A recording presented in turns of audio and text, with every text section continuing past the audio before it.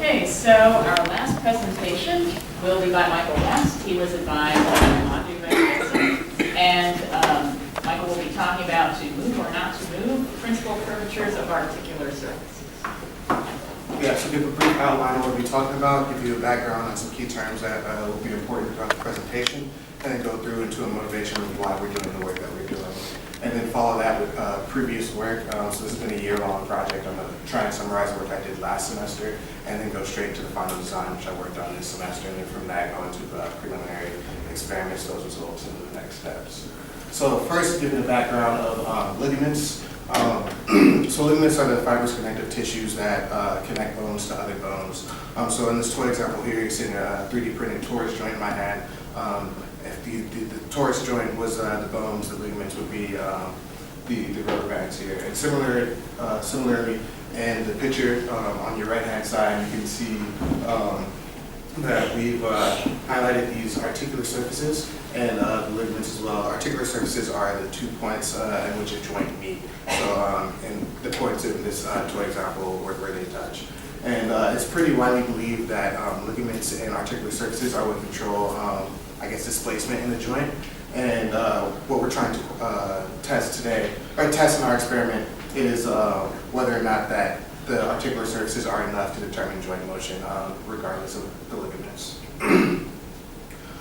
Give a brief background on stiffness. Stiffness is the resistance of a member to against deformation. So in the GIF there, you're seeing a knee bend similarly to our knee. So if I were to bend like this, it's very easy to do. That'd be known as the soft direction, where if we take our knee and try and bend sideways, it's not something we've been built to do. That'd be known as the stiff direction. So the motivation behind our project, essentially we're trying to explore what key geometrical features on articular surfaces are important for displacement. And how we're going to do that is essentially where I'm going to design an experimental setup. And this work has a large range of applications. I guess two that I'll highlight here is paleontologists and anatomists do this every day. So if you go to the Peabody, you can see these fossils that they've come up with and been able to recreate species that we haven't seen. And they can tell you how they walked and ran and went about their day. And what our work would do is create a predictive mathematical model for what they do. And then secondly, there's applications of medicine, such that when you're surgically remodeling joints, if you can fully understand what the joint has been able to do just by looking at its articular surfaces, you can better remodel those joints and repair patients. Similarly for prosthetics, if you want to replace a limb, it's likely that the limb will act better if you know exactly what it's supposed to do and you can exactly remodel that. I just want to emphasize the how. That's where my that's where my project has lied, and specifically designing the experimental setup. And like I said earlier, you can pretty intuitively determine the soft and stiff directions in your knee. And ultimately, we aim to run this experiment on a chicken knee, where all the soft and stiff directions aren't exactly known. But first, we have to test we have to build the experiment and set it up on. Set up its validation on a joint of a known known soft and stiff directions, like the torus joint in my hand. So last semester, we determined these key principles in design constraints. So the way the experiment would be, in these three key principles, we take this joint and we'd apply displacement here, and we'd measure a load at the other end. And then we bring that back to neutral position and rotate and repeat until we have a force for all 360 degrees around this joint. And then with these force values and displacement values, a simple Hooke's law, and we can determine the stiffness and determine high stiffness is stiff direction, low stiffness is soft direction. And one thing to note here is in Hooke's law, this is a one-dimensional equation. Since it's a one-dimensional equation to simplify calculations, we need to have a one-dimensional experiment, meaning that we need to have 5 free degrees of freedom and 1 imposed motion. And we'll show in the next slide, but we chose those degrees of freedom to be rotation about the x-axis, y-axis, the z-axis, and then translation on the x-axis and y-axis. The x-axis and the y-axis, and then imposed motion along the z-axis. So that can be seen here. This is our first prototype, which I worked on last semester. And you can see the three principles here, where we have a apply displacement shown by this red arrow. This is the translation stage, which can apply displacement. We have this load shell shown in blue, and this rotation stage shown in black, which will rotate after we take a measurement.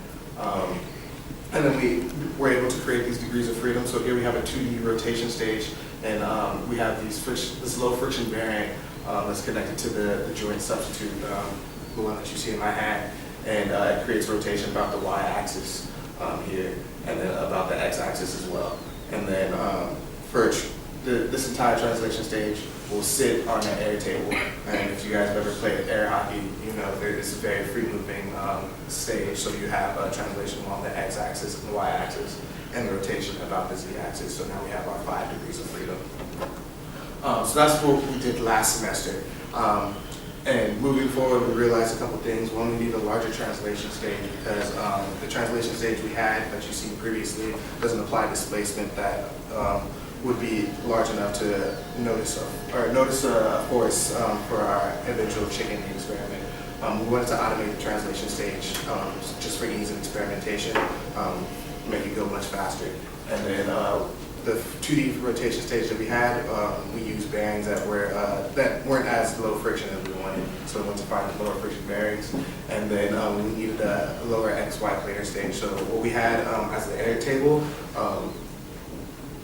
essentially is as mechanically sound. And you can imagine if you have this acrylic sheet sitting on top of the air table and you apply a force, it can likely rotate and overcome that low friction air layer and touch the table below it, causing friction, and thus we've lost that free degree of freedom. So the first thing we addressed was having an automated translation stage. So not seen here, there's a step motor in there, and a 17 step motor, and the way it works is the step motor rotates at angles that we input, and it rotates this lead screw, and when the lead screw rotates, this stage essentially lifts up and down, so that's how we apply our displacement. And the stepper motor is obviously automated, and it also solves the problem of having too short of a translation stage. This one has a 200 millimeter translation stage. One of the early challenges was trying to figure out how to actuate this. So the stepper motor that we got didn't have a lot of spec. We did find out that it drew a 12-volt power supply and 1.5 ampere current. And the power supplies that we had in the lab just weren't able to supply both at the same time. So we had to we had to buy an external 24-volt power supply and a micro step motor driver to allow for the step motor to be actuated. You can see the schematic there. Secondly, our third problem was a 2D rotation stage. So to fix this problem, it's pretty well known that the smaller of a bearing you have, the lower friction it is. So we just got these really small bearings, seen these pictures that are a 1/4 inch in diameter, or inner diameter, and 1/2 inch in outer diameter. And they're stainless steel shielded bearings, and you can see they create axis of rotation about the x and y axis. And since this prototype was machined, thanks to Nick, we can ensure that these axes are actually perpendicular to one another, and that these axes are exactly along the axes that we say they are. These degrees of freedom are exactly along the axes that we say they are. The next thing that we wanted to fix was the XY planar stage. So what you're seeing here is these low friction stainless steel ball bearings sliding on a linear rail. So if you've never seen these are very low friction. They just slide very smoothly along these rails. And that's exactly what we wanted. And what we have is 3 layers. So the first layer here allows for translation along the x-axis, and there's a layer on top of that allows for translation along the y-axis. And since they're on 2 separate layers, they can move at the same time. They work independently of one another. And then this third layer here is allows for free rotation about the z-axis, and that is a bearing that you will find in similar to a swivel chair, and it's very free motion as well, and it's designed to allow for loads on the z-axis. So here you can see our final design. Just want to reiterate the three key principles that I mentioned earlier, where we have this translation stage that's applying displacement shown by the red arrow here. We have the load cell that measures the force, and then the rotation stage that's being done after that.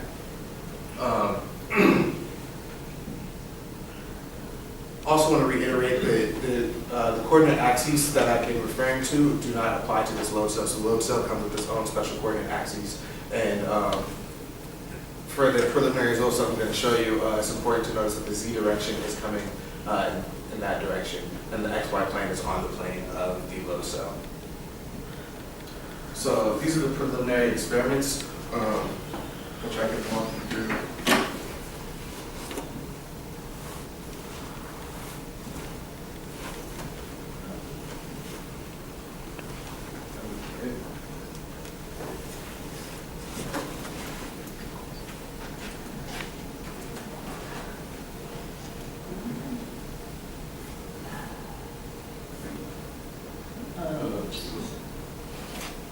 Oh, maybe it's going to open. Yeah.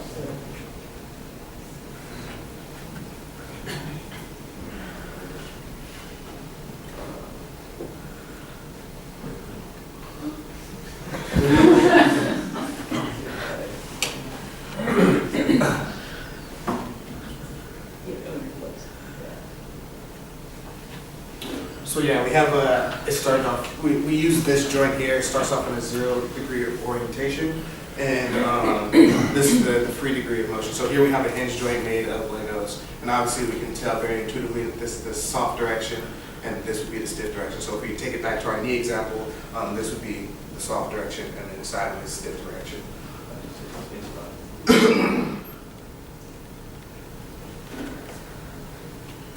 So here you see the linear stage moving up as it's at 0 degrees, and at that point we take a force measurement as it stops, and then it moves back down to the neutral position.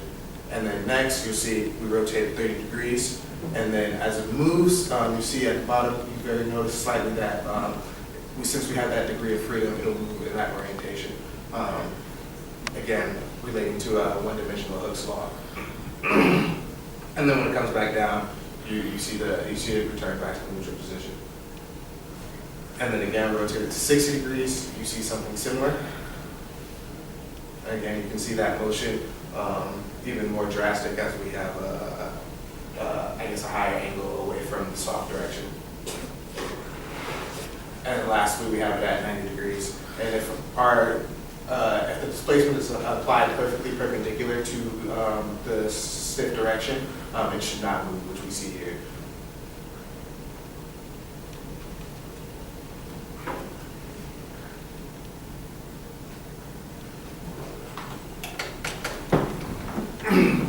So these are the results of preliminary experiments. So what we did that, what you just saw, except for angles from 0 to 90 and increments of 10.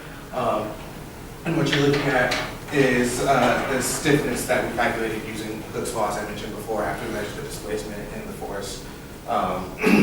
And I guess one important thing to notice here is that as we increase the angle away from the soft direction, the stiffness does increase, which is expected. It was a very positive result.